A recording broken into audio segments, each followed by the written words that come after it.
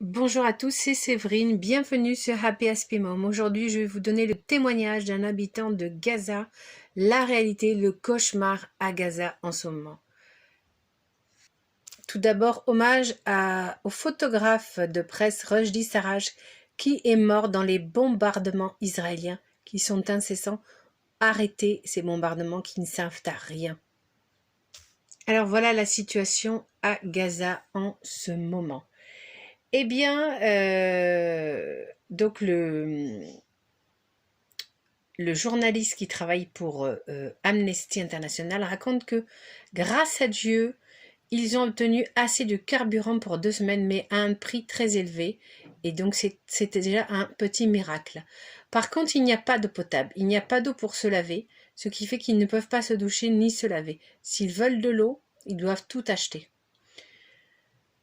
Ensuite, la nourriture. Ils ne mangent quasiment que des légumes. Ils ont mangé du poulet 2 fois, mais sans pain, car pour acheter du pain, il faut faire la queue pendant 7 ou 8 heures. Ils ne lavent pas ses vêtements car il faut acheter de l'eau, il n'y a pas d'eau. Donc vous imaginez le nombre de bouteilles qu'il faudra acheter pour laver des vêtements.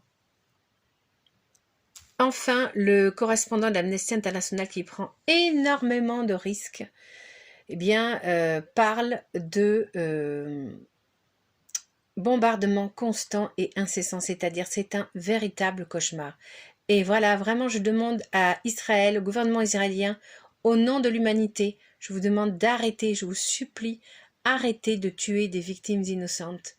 Pensez aux otages, il est temps de s'asseoir à la table de négociation et prions tous que les otages soient libérés. Il y en a déjà 10 qui sont morts sous les décombres, sous les bombardements. Alors, je vous en supplie, Israël, gouvernement israélien, au nom de l'humanité, arrêtez de bombarder des civils. Merci. Quant à vous, merci de liker, de partager ce court podcast qui va permettre de faire connaître vraiment le cauchemar que les habitants de Gaza, qui sont évidemment des populations civiles innocentes, il y a bien sûr quelques membres du Hamas parmi eux, mais la majorité sont des femmes, des enfants, des vieillards, qui ont tout perdu. Donc merci de partager autour de vous ce petit podcast.